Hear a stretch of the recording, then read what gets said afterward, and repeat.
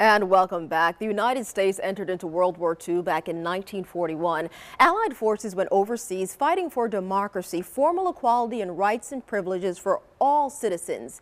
Yet here at home, there was racial discrimination. More than 1.2 million African Americans served during that Second World War in all branches in segregated conditions. They were fighting two wars, one abroad and one right here at home. The efforts of those men and women led to the integration of the armed forces back in 1948. World War II paved the way for the civil rights movement in the 60s, a way paved in blood, pain, and sacrifice. Jamal Davis, Dory Miller. With canes in hand, adorned in uniforms earned, two men slowly recall World War II. That's Patton, right? Got his pearl helmets. A dark yet promising time, peering at an exhibit depicting their struggle. Men considered less than, fighting for democracy abroad, yet lacking the basics at home. You remember Eugene Harris? He was on Saipan. He's supposed to have gotten the Silver Star for that. Rows of photos, history to most, memories for them. These are waves, eh? Remember the waves? Yeah, here we go. Their stroll is paused, fixed on a familiar face, one of their own, a Marine. He was in the 51st.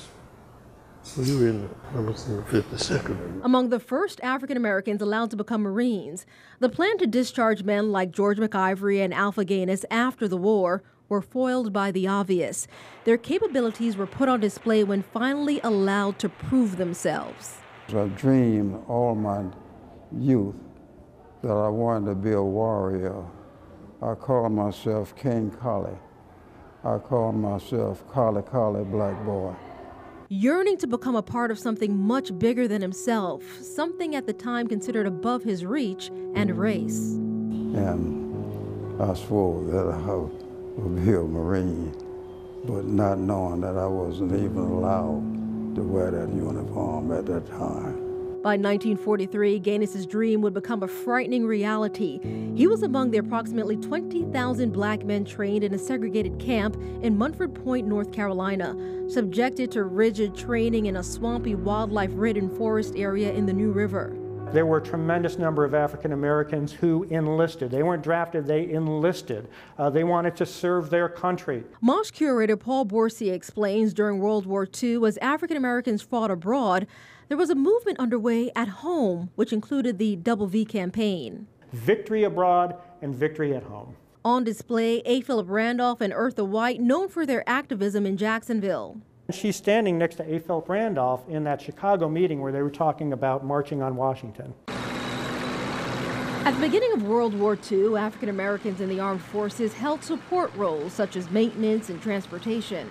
I know this guy here.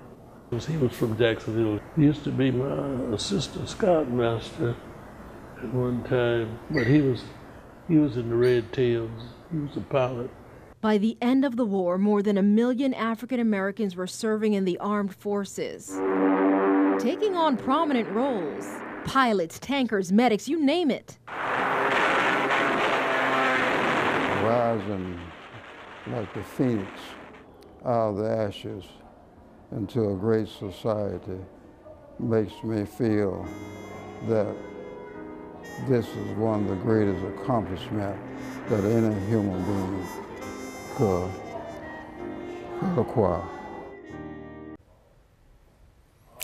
Mr. Gaines and Mr. McIvory will both celebrate their birthdays on November 15th. They'll be 93 and 92 years old. Yes, they share the same birthday, and they've been best friends since grade school. Both men attended Stanton right here in Jacksonville. The MOSH exhibit you just saw in this story, recognizing the contributions and achievements of African Americans during the World War II, will be on display until December 31st if you want to go and check that out.